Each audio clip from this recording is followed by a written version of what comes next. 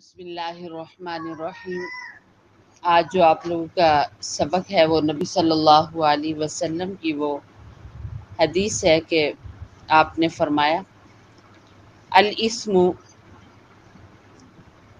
گناہ ہے ما جو ہا کا کھٹکے فی صدری کا آپ کے سینے میں، جو بقرار کر دے آپ کے سینے کو، وکریہتا اور آپ کو اچھا نہ لگے، ایتلیا کہ پتہ چلے علیہ اس کا ناسو لوگوں کو۔ اس حدیث پاک کے اندر نشانی بتائی گئی ہے گناہ کی۔ الاسم ما حاک فی صدری کا، گناہ وہ ہے جو کھٹک پیدا کرے آپ کے دل میں، وَكَرِهْتَ أَن يَطَّلِعَ اور آپ ناپسند کریں کہ اطلاع پائیں علیہ الناس اس پر لوگ۔ یعنی گناہ کی یہ تعریف کی گئی ہے کہ گناہ کہتے کس کو ہیں کہ وہ کام کہ جو آپ کے دل کو بے چین کرے، آپ کو یہ خوف ہو کہ آئے لوگوں کو پتہ چل جائے گا تو کیا ہوگا، یہ گناہ ہے۔ ایک کام تو انسان سب کے سامنے کر رہا ہے، ایک وہ کام جو آپ چھپ چھپا کر کرتے ہیں، کونے میں بیٹھ کر، دروازہ بند کر کے، دوپٹہ چادر لے کر، اور پھر ساتھ ساتھ یہ ڈر رہتا ہے کہ کسی کو پتہ چلے گا تو کیا ہوگا، یہ گناہ ہے۔ کہتے ہیں کہ رمضان شریف کے دن تھے، ایک بچہ افطاری کی چیزیں لینے کے لیے بازار گیا۔ جب وہ دکان پر پہنچا تو اس نے دیکھا کہ بہت لمبی لائن تھی، اور پھر وہ اس بھیڑ میں کھڑا ہو گیا۔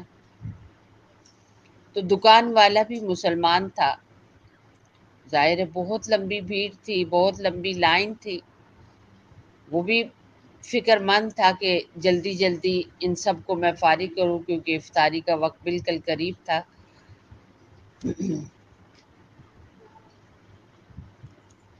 اور بالکل یہ بھیڑ کو فارغ کرتے کرتے دکان والے کا جو دماغ تھا نا وہ بھی تھک چکا تھا، اور وہ بچہ جو افطاری کی چیزیں لینے گیا تھا، اس نے 50 روپے کی کچھ چیزیں خریدنی تھی، اس نے 50 روپے دکان والے کو دیا۔ کیونکہ رش کی وجہ سے، روزی کی وجہ سے دکان والا ذہنی طور پہ تھکا ہوا تھا، اس نے چیزیں بھی دیں اور کافی سارے پیسے بھی واپس کر دیے۔ اب یہ بچہ لے کے آ گیا، لیکن یہ گھر آتے ہی خوف میں مبتلا ہو گیا، نہ آرام سے یہ سو سکے، اور اتنی بھی چینی اسے کہ یہ کیا ہو گیا کہ دیکھو وہ تو تھکا ہوا تھا، اس نے مجھے زیادہ پیسے واپس کر دیے جو کہ کسی کا حق تھا۔ اب اس بچے نے یہ سوچا کہ چلو ایسے کریں گے کہ ماں کو بتا دیں گے، اور پھر یہ سوچ کر کہ امی تو غصے ہوئیں گی کہ اس طرح تم نے کیوں کیا، تو اس نے والدہ کو بھی نہ بتایا، لیکن چین تھا کہ اسے بیٹھنے ہی نہیں دیتا تھا، اتنی بے چینی تھی۔ تو اچانک نہ ان کے گھر میں کیلنڈر لگا ہوا تھا، اس کو وہ دیکھنے لگ گیا، اور اس پر یہ حدیث پاک لکھی ہوئی تھی کہ وہ عمل گناہ ہے جو تمہارے دل کو بے چین کرے، پریشان کرے، اور تم لوگوں سے اسے بتانا بھی پسند نہ کرو۔ تو تحریر والے لکھتے ہیں کہ جو ہی اس نے یہ پڑھی حدیث، اور وہ چلا گیا اور اس نے اپنے جو فالتو پیسے اس کے ہاتھ میں آئے تھے اس نے دکان والے کو واپس کر دیے، ساری بے چینی چلی گئی۔ آپ دیکھو کبھی کبھی آپ کے ساتھ بھی یہ واقعہ پیش آتا ہوگا۔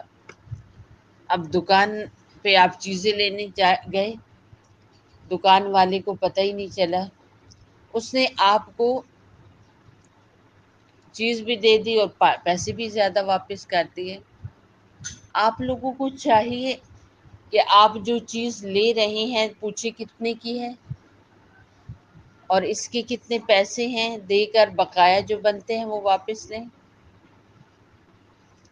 آپ دیکھیں کہ رسول اللہ صلی اللہ علیہ وسلم کی ایک حدیث ہے کہ جو انسان بھی ناحق کسی کی کوئی چیز لے لیتا ہے تو قیامت کے دن وہ سر پہ رکھ کے لائے گا،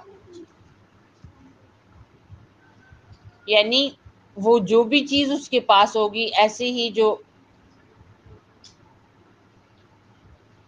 دکان والا اسے پتہ ہی نہیں چلا، اس نے آپ کو پیسے زیادہ واپس کر دیے حالانکہ آپ کے بنتے نہیں تھے۔ یہ نہیں کہ آپ دوڑ لگا دیں یہ تو چیز ہی میری ہے کیوں واپس کروں، نہیں، وہ سب گناہ ہے۔ ایسے ہی گھر کے اندر بھی آپ لوگ اس چیز کا بہت دھیان رکھا کرو۔ بچوں کی اکثر یہ عادت ہوتی ہے کہ والدین کو ماں کو بتائے نہیں، ایسے ہی اٹھا لیا، چیز کو یوں ہی اٹھا لی، یہ چیز غلط ہوتی ہے، اس طرح کی عادت اچھی نہیں ہوتی۔ آپ کو کوئی چیز ملے وہ اپنی والدہ کو اپنی ماں کو بتائیں، یہ چیز مجھے گھر میں ملی ہے، ہو سکتا ہے آپ وہ چیز لے کر تو استعمال کر دیں اور وہ آپ کی والدہ کے لیے، آپ کی امی کے لیے وہ کتنی قیمتی ہو اور پھر بعد میں وہ پریشان ہو۔ ایسے ہی آپ لوگ اکٹھے بیٹھتے ہو، آپ دیکھو آپ کی اپنی چیزیں ہیں، اپنے سپارے ہیں، اپنے قاعدے ہیں، آپ کبھی بھی کسی کی چیز لے کر نہ جاؤ۔ یہاں سے آپ نے قرآن لیا، آپ پڑھیں اور واپس رکھ دیں۔ کہتے ہیں کہ کوئی انسان کسی کی کوئی بھی چیز لے لیتا ہے، جس کی چیز ہوتی ہے وہ جتنے دن پریشان رہتا ہے اتنے دن اس بندے کی نیکیاں جو کہ جس نے چیز اٹھائی ہے چیز والے کو ملتی رہتی ہیں۔ یہاں پہ یقین کرو اتنی خوبصورت اتنے اچھے قرآن پاک ملتے ہی نہیں ہیں، آپ لوگ لے جاتے ہیں پلٹا کے واپس لاتے ہی نہیں ہیں، ایسے اپنی چیز جان کر۔ یہ عادتیں بہت سخت غلط ہے۔ آپ کو تھوڑا ہی چین ملے گا، کوئی بھی چیز آپ گھر میں لے کے چلے گئے آپ کو تھوڑا ہی سکون ملے گا، آپ بے چین رہیں گے، آپ لوگ پریشان رہیں گے کہ کسی بھی وقت تو یہ پتہ چل سکتا ہے، یہ تو قرآن پاک میں نے گھر لایا، فلاں کی یہ چیز تو میں گھر لے کے آ گئی۔ جس کی چیز ہے اسے بے شک نہ پتہ چلے، اللہ تو جانتے ہیں نا، اور آپ لوگ اپنی رجسٹر میں گناہوں کا اضافہ کر رہے ہیں۔ اس لیے کوشش کریں کہ آپ کے رجسٹر میں گناہوں کا اضافہ نہ ہو۔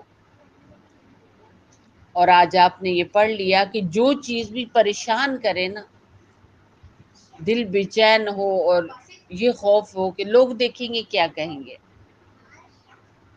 تو یہ کیا ہے؟ یہ گناہ ہے۔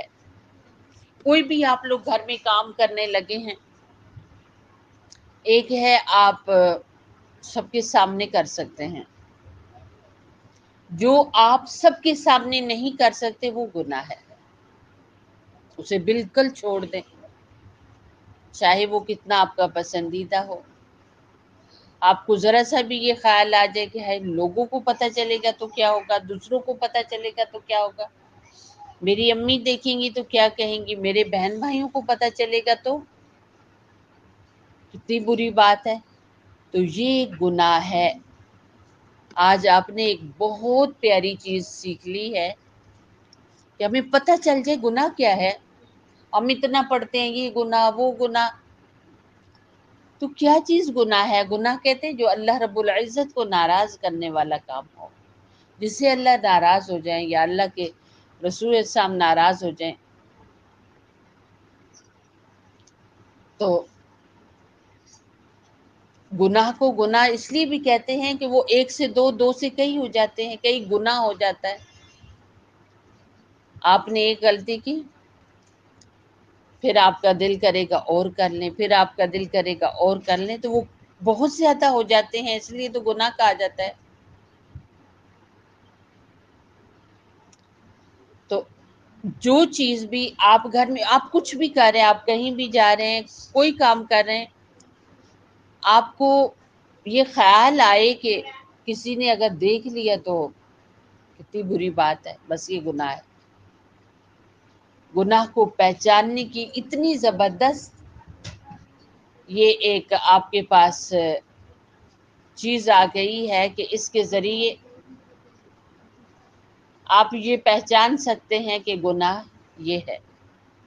آئندہ سے جب بھی کچھ کرنے لگے اور آپ کو یہ لگے کہ کسی کو پتہ چلے گا تو کیا ہوگا، دل پریشان ہو جائے گا، بے چین ہوگا، کیونکہ دل اللہ پاک کا گھر ہے، اور گناہ جو ہے یہ زہر ہے، یہ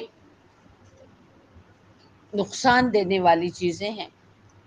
جب بھی آپ ایسا کوئی غلط کام کریں گے تو آپ سکون سے نہیں بیٹھے، آپ چاہے خود کو بہت خوش کریں، خوش کرنے والی جگہوں پہ چلے جاؤ، پر آپ پریشان ہی رہیں گے جب آپ نے گناہ کر لیا۔ ایک تو یہ ہے کہ آپ پریشان رہیں گے، دوسرا یہ ہے کہ ہائے لوگوں کو پتہ چل جائے گا تو کیا ہوگا۔ تو اس لیے یہ گناہوں سے خوب بچا جائے۔ اللہ رب العزت سے جڑنے کی کون سی دعا ہے؟